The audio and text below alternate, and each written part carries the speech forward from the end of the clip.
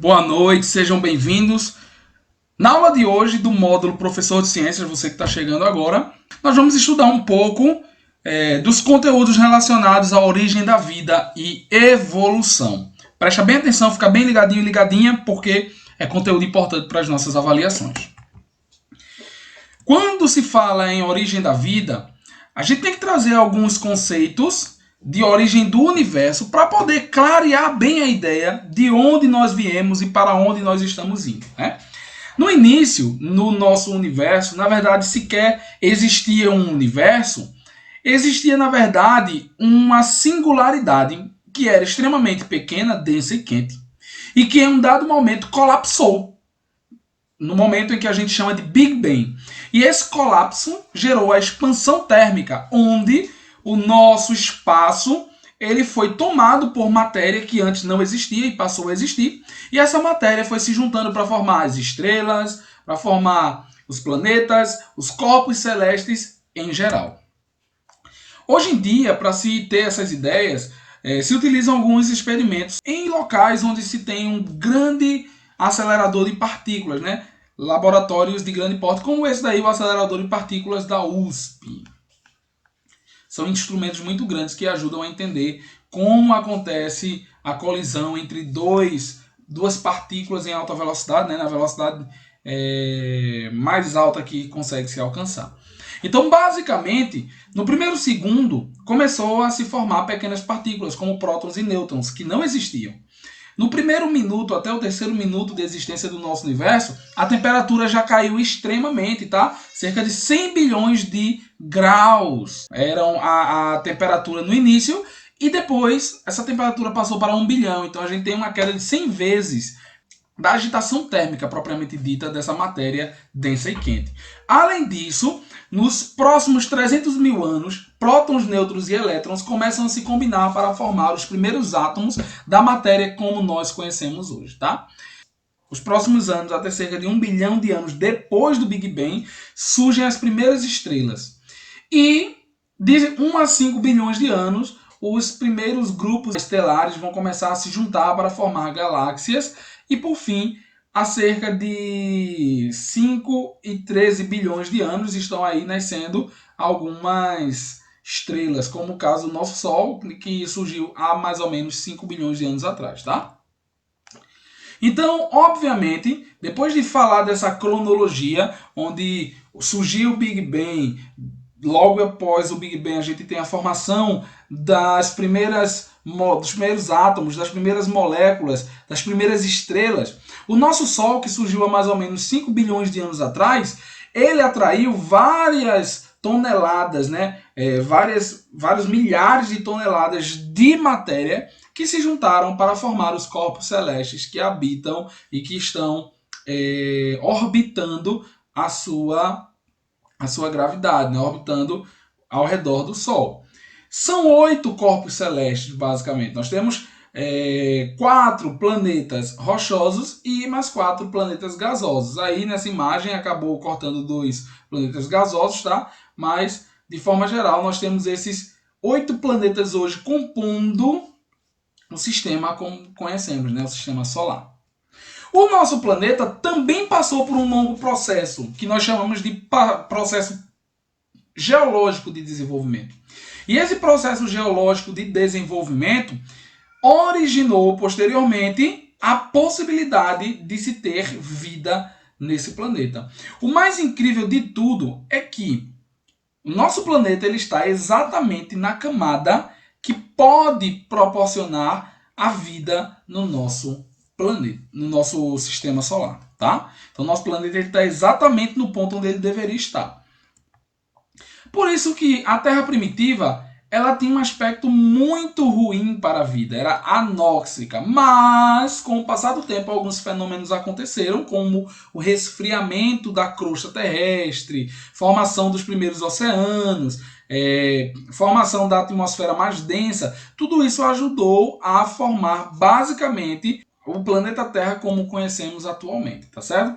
Então, quando a gente estuda a história geológica da Terra, nós estamos falando de paleontologia, que divide o tempo geológico em éons, eras, períodos e épocas, para facilitar na hora de fazer os estudos, tá?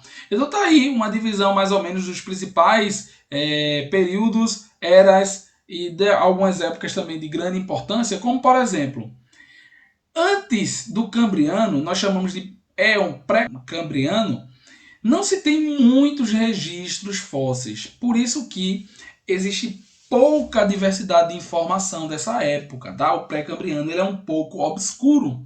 Mas a partir do Cambriano, quando surgem as primeiras conchas, né, os primeiros organismos de casco duro, como os trilobitas, que eram artrópodes, nós temos um registro fóssil muito mais valioso, muito mais vasto, o que ajuda a entender melhor a origem e evolução do nosso planeta.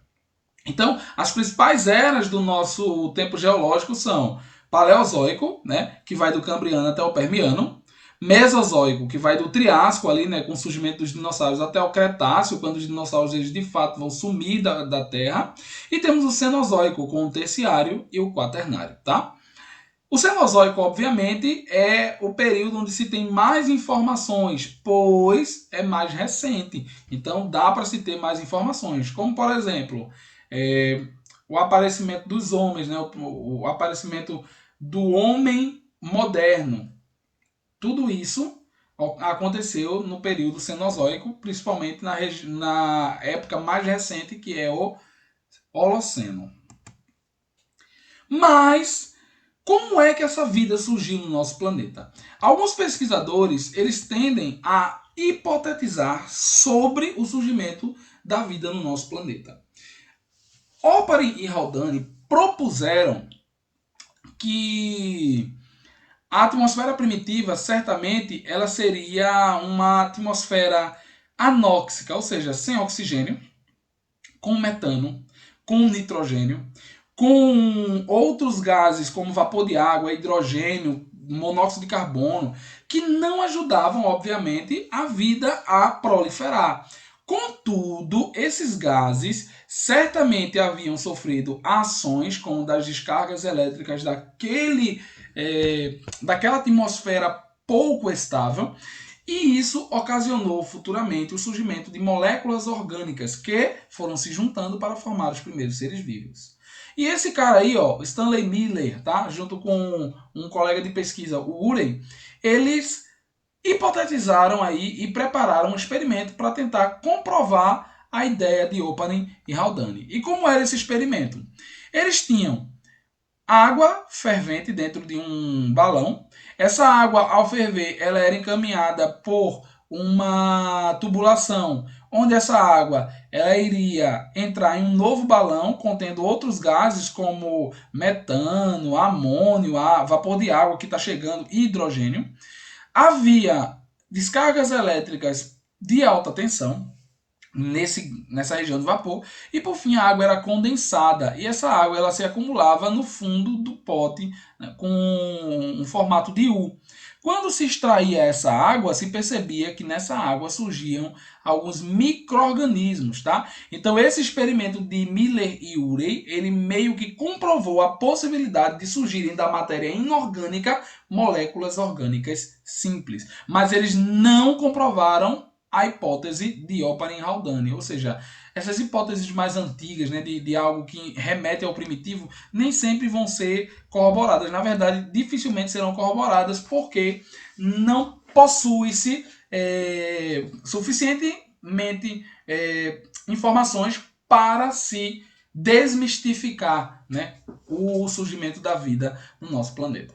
Então, esse experimento de Stanley Miller e de Urey, ele ajudou a hipotetizar como a vida havia surgido na Terra. Esses quadros aqui eles mostram mais ou menos a ideia que se tem hoje de como a vida surgiu. Em um primeiro momento, a Terra ela era muito quente, não haviam oceanos, e sim rios de lava, oceanos de lava, né? Com o passar do tempo, a chuva foi gerando um resfriamento da crosta terrestre. E o oceano ele começou a ficar propício para receber a vida. Foi nesse momento que algumas moléculas orgânicas se juntaram para formar as primeiras bactérias, tá? Os primeiros heterótrofos, e posteriormente formar os primeiros fotossintetizantes que aumentaram a quantidade de oxigênio do ar E por fim, os animais e outras plantas vieram a surgir. Então essa ideia de Open Haldane, ela vem fundamentar a hipótese de coacervado. O que é que a hipótese de coacervado vai dizer? Que, no princípio, tá, uma partícula coloidal, junto com água no seu interior, obviamente, iria se juntar e, com o passar do tempo, teria atribuições autônomas, gerando assim a primeira célula. Coacervado não é a primeira célula, tá? Coacervado é um conjunto de matéria orgânica que forma o primeiro conjunto assim orgânico complexo, mas não é uma célula ainda. Há uma hipótese de que a primeira célula ela era procarionte, obviamente por ser mais simples e não ter um núcleo definido. Com o tempo, essa célula eucarionte veio a surgir, por quê? Porque houve uma compartimentalização do núcleo a partir de invaginações da membrana plasmática. Futuramente surgiram, além do núcleo, as organelas membranosas. Só que essa célula eucarionte primitiva ela não tinha capacidade de respirar nem de fotossintetizar. Ela se alimentava e se nutria por fermentação, tá? Foi aí que, ao absorver algumas bactérias, essas células eucariontes elas vieram a assimilar e manter por simbiose essas bactérias dentro do seu citoplasma, gerando assim as primeiras células eucariontes com mitocôndria, fazendo respiração. Porque elas viram que essa bactéria ela tinha capacidade de quê? De produzir energia e liberar ATP para ela. A mesma coisa aconteceu com as células eucariontes, as células que fazem fotossíntese. Elas também absorveram bactérias, tá? E essas bactérias que foram absorvidas, elas tinham capacidade de fazer fotossíntese. E elas ficaram lá formando os cloroplastos. Essa teoria chama-se de teoria da endossimbiose, tá? É muito importante entendê-la. Aí vem a grande pergunta, né? Quem surgiu primeiro, heterótrofos ou autótrofos? Na verdade, a hipótese mais aceita é que os heterótrofos surgiram primeiro. Por quê? Para ser heterótrofo, você vai fazer fermentação. A cadeia metabólica é muito mais simples. Já os autótrofos, eles precisam de moléculas mais complexas, enzimas mais complexas para fazer a quebra da água e posteriormente gerar alguns metabólitos como o oxigênio e os açúcares, que são bem mais complexos. Era muito mais fácil se alimentar de matéria orgânica abundante nos oceanos, tá? Então, obviamente, quando essas células autótrofas vieram a surgir, o oxigênio na atmosfera ele teve um aumento, fazendo com que a atmosfera ela fosse rica em oxigênio, né? Cerca de 20% de oxigênio compondo a nossa atmosfera. Mas há um tempo atrás, sequer tinha-se ideia de onde os seres vivos eles surgiam.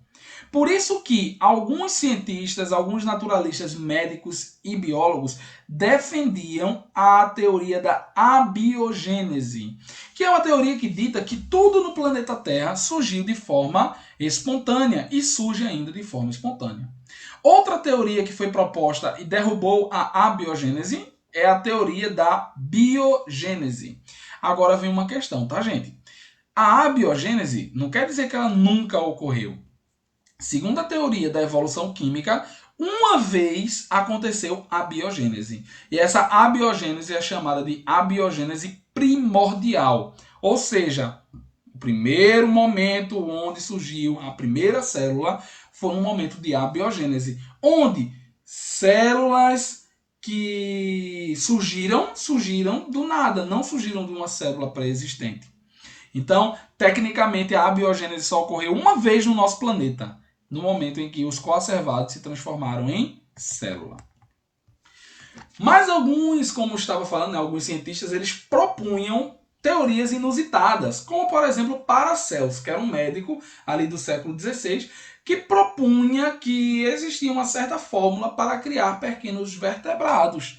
Os alunos ficam bem entusiasmados quando a gente dá essa aula, né? Que a gente fala, por exemplo, pegar o ar, água, palha, madeira podre, você vai ter o surgimento de pequenos vertebrados. Gente, o mais incrível de tudo isso é que se você pegar a palha, o ar, madeira podre, Tudo isso se juntar, você não vai ter, na verdade, o surgimento espontâneo de pequenos vertebrados. Você vai ter um ambiente propício para o desenvolvimento e reprodução desses vertebrados.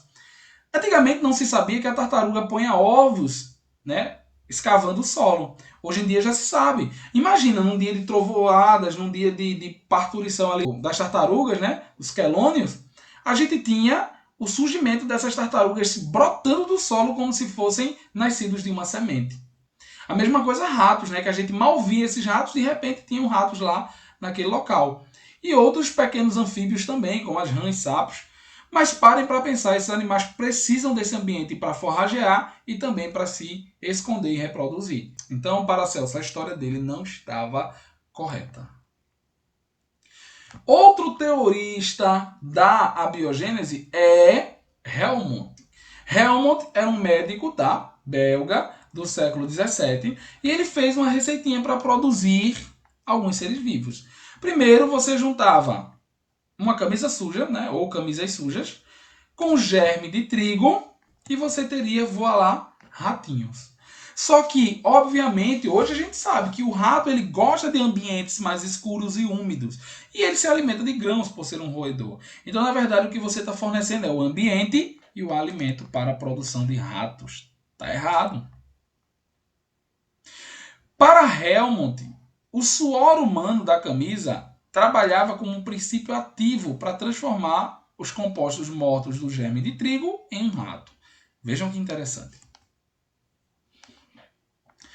Um cara que contribuiu um pouco para deixar a abiogênese menos louca foi Leeuwenhoek. Por quê?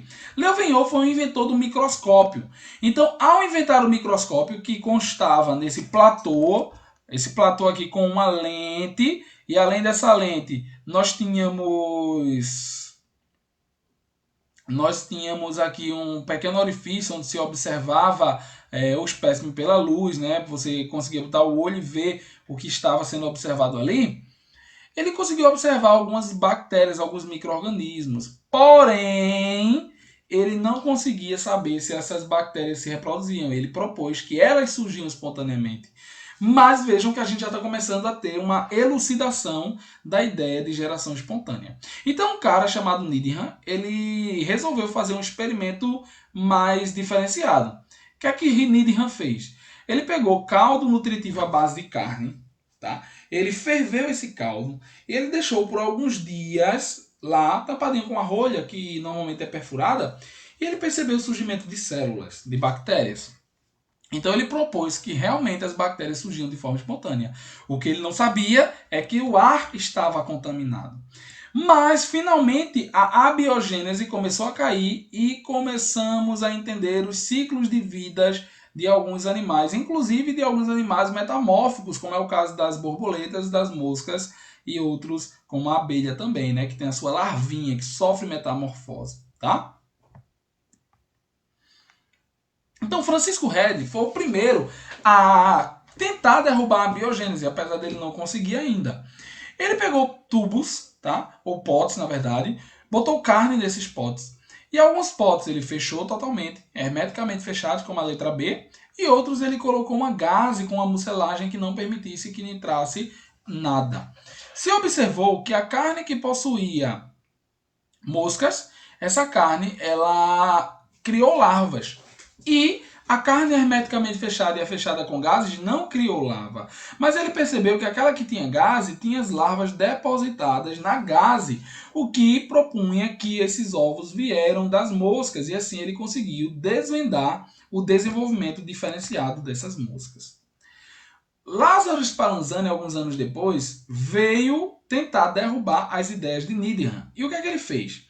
Ele pegou frascos também com caldos nutritivos, depois ferveu durante um bom tempo e lacrou, literalmente, fechou, derreteu o gargalo para que não entrasse nem saísse nada. Esses frascos eles permaneciam sem contaminação por muito tempo. Foi daí que Needham, junto com Spallanzani, começaram uma guerra muito cruel, tá? Spallanzani ele dizia que Needham não havia aquecido suficientemente seu caldo. Já Needham falava que o superaquecimento acabava por matar o princípio ativo, eliminar assim a chance de haver o surgimento de um ser vivo. Foi daí que Louis Pasteur conseguiu trazer à tona uma ideia que viria a revolucionar a microbiologia e a ideia de biogênese. Ele pegou o mesmo caldo nutritivo utilizado por Spallanzani e Needham, ferveu esse caldo nutritivo dentro de um balão também, porém ele derreteu o gargalo desse balão no formato de S, formato de pescoço de cisne.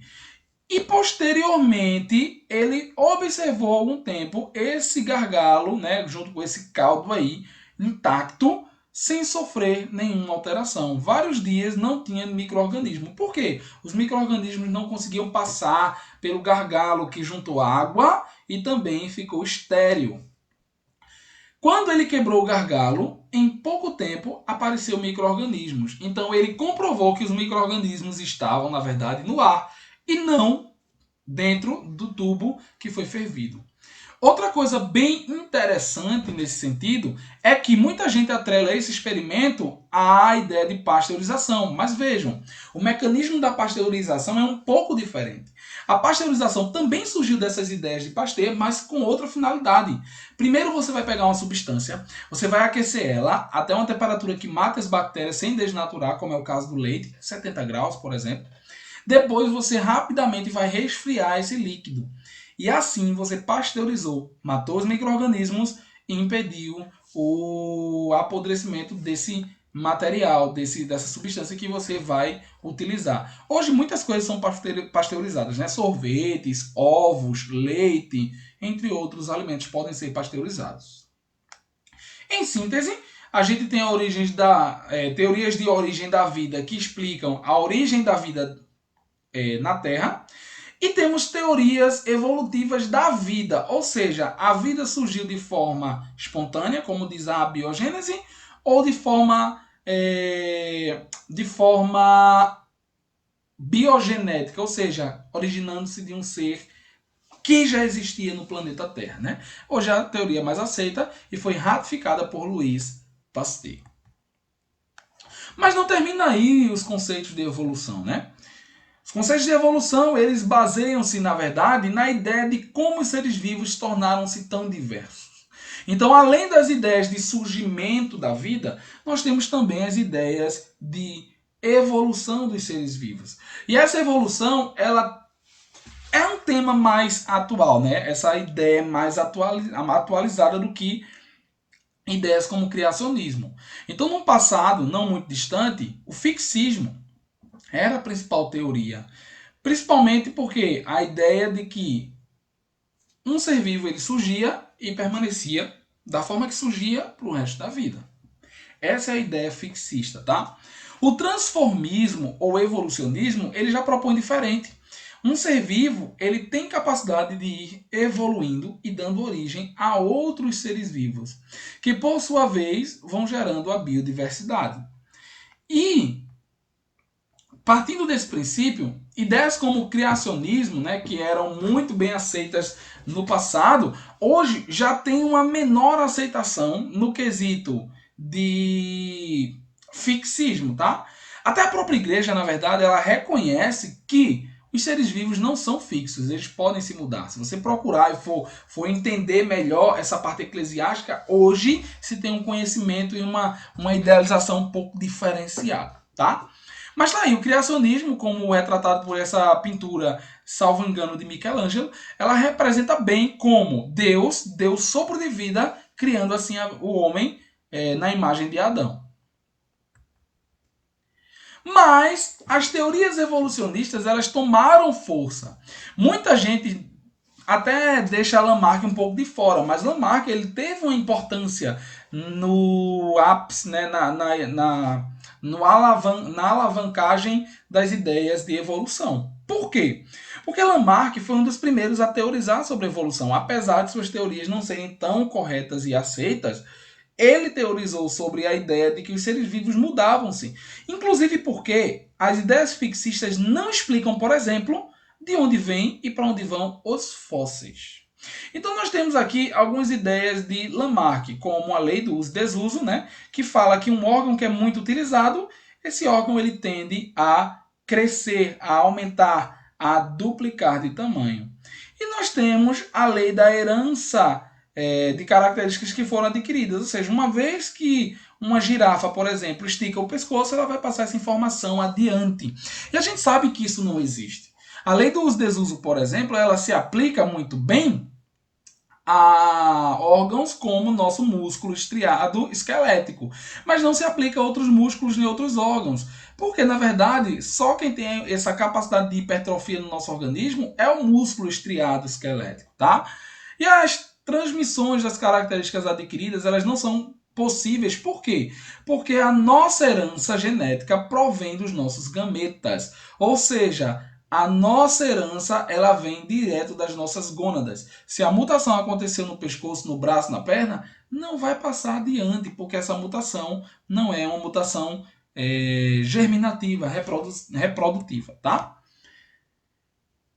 Por isso, Darwin, em suas expedições, tá? Principalmente passando pela ilha Galápagos, no caso as ilhas do arquipélago de Galápagos, ele propôs uma teoria bem inusitada, mas que mais tarde seria muito bem aceita, a famosa teoria da seleção natural, que deu origem à ideia do darwinismo. O que é que a seleção natural ela propõe? Ela propõe que alguns organismos que vão possuir características favoráveis ao ambiente vão ter mais possibilidade de sobrevivência do que outros que não tenham essas mesmas características. E assim, maior oportunidade de reprodução.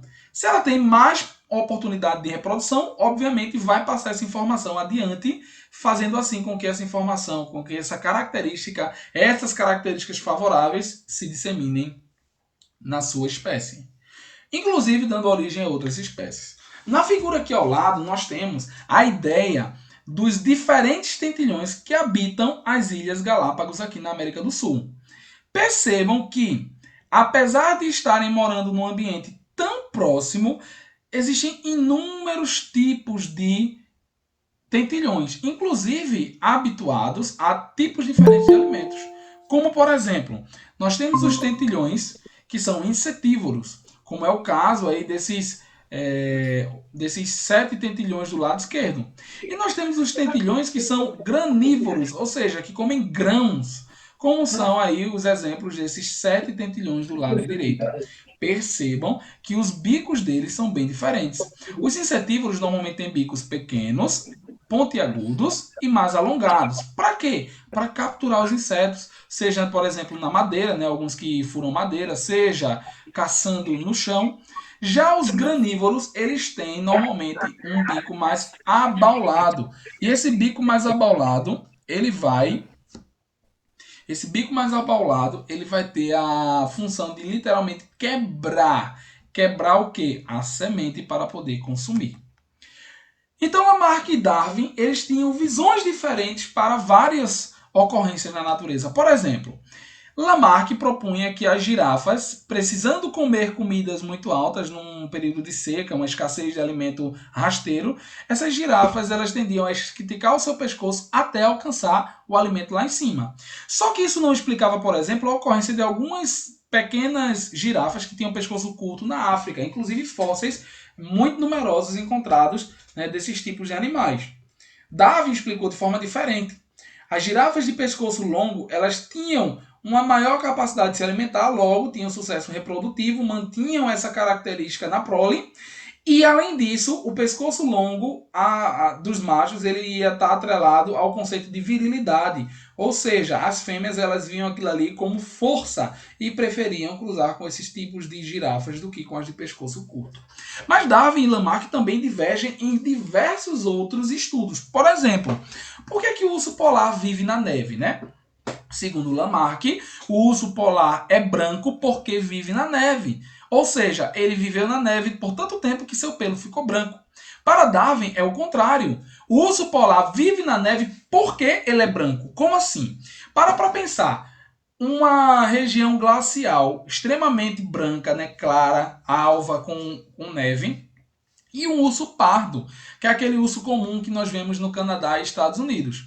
Esse urso pardo ele seria facilmente avistado pelas suas presas, que são raras nas regiões mais frias, e quando ele fosse pescar também os peixes o veriam muito bem, porque ele é escuro em relação ao gelo. Mas o urso polar não. O urso polar ele tem um sucesso na região antártica, né? Na região mais gelada. Porque ele tem essa, essa vantagem nas regiões mais geladas.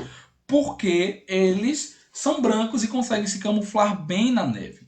Olha o urso pardo. Imagina o urso polar vivendo na floresta, numa floresta temperada, como é o caso do Canadá, nas florestas lá de coníferas. Percebam que se isso acontecesse, o urso polar, por ser escuro, ele seria facilmente